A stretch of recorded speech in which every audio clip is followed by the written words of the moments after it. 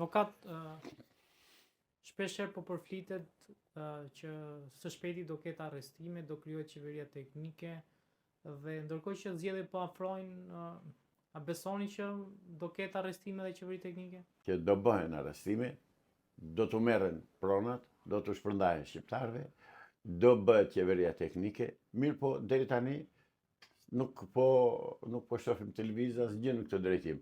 Shpresoj që se kohë ka akoma, se pardia u shkri parlamenti. Kështu që janë të tëra kushtet dhe të tëra mundësit, tashi që qoftë që të bëhen arrestimet, qoftë që të bëhen sekuestrimet, qoftë edhe të ngrihet dhe të shpallet qeveria teknike. Se qeveria teknike nuk do bëhet nga dy partitë e mëdha siç kanë kërkuar. Qeveria teknike do bëhet nga njerëz të paangazhuar në këtë parti. E pres këtë, e presëm me dita ditës, e besoj që do bëhet, e besoj, kam besim te profesor Pilinçi, por do t'ja lëm kohës. Kur të bëhet, do gëzojmë të tërë. Avokat, a besoni që partitë e vogla do kenë mundësi të marrin ndonjë deputet? Jo. Partitë e vogla ose partitë që siç kam quajtur unë në mënyrë të përsëritur, nuk do marrin, nuk do kenë përfaqësues të tyre, sepse janë të tëra ose mund t'u japin nga një kock këta të dy të mëdhenj, partitë e mëdha, mund t'u japin dhe atyre nga një kock që të thonë ja u përfaqësuan dhe të vegjël për të treguar që këtu ka pluralizme dhe ka pjesëmarrje të gjerë. Po ata po hajnë njëri tjetrin, po marr Dashnor Sulën. Dashnor Sula ai ishte me PD-n, vajti tek LSI-ja, nga andej vajti tek PS-ja, tani prap e ka kërkuar Salihu që të kthehet. Këta janë karagjozë, këta janë burra shteti, janë politikanë. Lëpihet ai për një karike deputeti, po deri dje ishte deputet, çdo më, ç'a bëre kur ishte? Se ishte zoti Sula. Na pëlqejnë ato deklarimet e tua dhe në ato batuta të lëshoje. Po praktikisht një ishe, s'kishe që bëje, dhe s'kanë që bëjnë. Këtu është ngërçi i jashtëzakonshëm, është legalizimi i diktaturës nëpërmjet kodit zgjedhor, nëpërmjet marrëveshjes së vitit 2008 në 21 prill. Aty u rivendos diktatura e Partisë Punës. Dhe fjala rilindje, e kam thënë edhe the prapë, të japi sy shqiptarët, është rilindje për Partinë e Punës, nuk është rilindje se leu një qëngjë. Është rilindje e teorisë komuniste, e Partisë Komuniste të Punës të Shqipërisë. Janë ata në pushtet. Dhe këtë vërteton dash ekzistenca e zonjës Balluku, zëvendës ministre, dhe dash mbiemra të tjerë të njohur.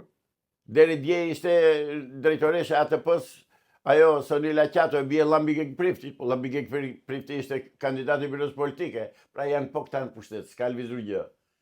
Dhe për këtë kërkojnë qytetarët shqiptarë dhe më kapin për ditë për xhakete. Avokat ke deklaruar i do bëhet, qeveri teknike do bëhen zgjedhje. Më duket dhe mua sikur e kam thënë unë këtë, unë nuk e kam thënë nga vetja. Avokat, mbrëmjen e dieshme, biznesmeni i njohur Elton Iliani ka bërë disa deklarata lidhur me këngëtaren Parashevi Simaku. Dhe ne kemi bërë disa intervista bashkë dhe ndërta ju keni qenë të parë që keni thënë që ajo ka qenë e përndjekur shumë nga sigurimi i shtetit, gjë që të cilën pak a shumë e konfirmoi dhe Elton Iliani. Shiko, është fakt i njohur që sigurimi i shtetit, njerëzit e artit i kanë ndjekur në mënyrë të veçantë. Qoftë brenda, qoftë jashtë shtetit. Kam parasysh nuk mund të dilnin sportistët jashtë pa të pashoqëruar nga një oficer i sigurimit të shtetit. Nuk mund të shkonin skuadrat tona të futbollit jashtë shtetit për të luajtur në kampionate të ndryshme të pashoqëruar dhe të pakontrolluar dhe survejuar mirë nga dy, jo një, nga dy zyrtarisht oficerët të sigurimit të shtetit. Lere pastaj që mund të bënin ata me njëri tjetrin, sepse u ndërtua një shoqëri mbi bazën e spionimit, mbi bazën e deklarimeve të rreme ose dhe të vërteta, por që nuk mete gjë pa denoncuar në sigurimin e shtetit, në organet e diktaturës. Populli ynë ka, dhe bashkë me të edhe unë, kemi kaluar një kalvar të gjatë frike dhe shantazhi nga diktatura. Një diktaturë e pa shembull. Kishin dhe rumunët kishin diktaturë, kishin dhe këto shtetet e tjera të ish bllokut komunist sovjetik, por jo si në Shqipëri. Në Shqipëri është bërë tmerr. Në Shqipëri arritën deri aty sa sot, tani që flasim bashk, ka me dhjetra të zhdukur në burgjet e diktaturës që nuk u dihet varri ku janë varrosur dhe si janë.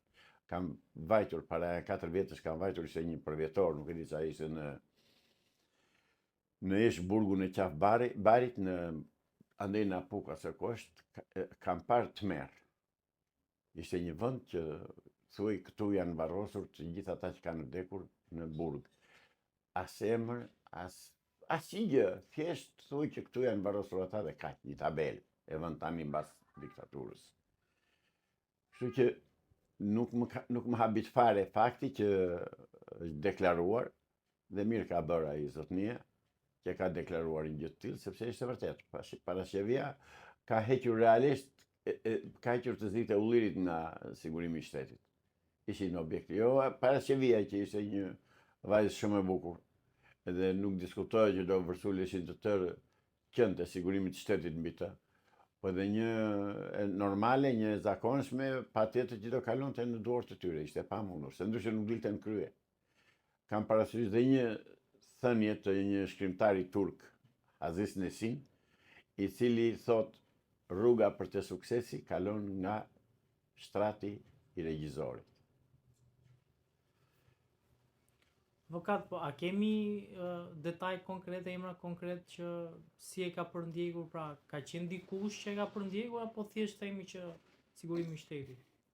Tani emrat nuk kam si t'i di, se s'kam qenë në ato struktura dhe nuk as jam përdjekur nga ata vetë. Vetë nuk jam përdjekur nga ata. Po kam parasysh këngëtarin Sherif Merdani bie fjala. Një këngëtar i shkëlqyer, një njeri në punë të tij, një mjeshtër i këngës, e morën e futën në burg shokët e tij. Tjetër, kemi atë vllajën e sportistit Salvador Kachaj, si kishte ky këngëtar i lirik, një zë brillant, një artist i shkëlqyer, e përndoqën sa e futën në burg dhe kolegët e tij. Ishte një shoqëri që dhe një strukturë e shtetit që nuk linte molekull të shoqërisë shqiptare, pa kontrolluar, pa survejuar, pa dhunuar dhe torturuar. A ka pasur këngëtarë të tjerë përveç Parashevit Simakut? Ka deklaruar Alida Hisku, ka deklaruar vetë. Madje ka thënë kështu, na fusën në burg, atje në qeli, na mbulonin kokën me batanie dhe na përdunonin me radhë hetuese dhe prokurorët. E ka deklaruar ajo, nuk e them unë nga vetja ime.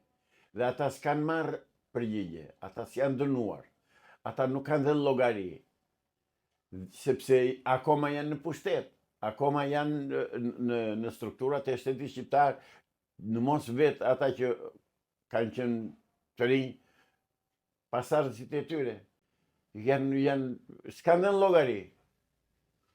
Nuk i ka prekur njeri, nuk u ka thënë njeri ç'është kjo që bën dhe pse e bët.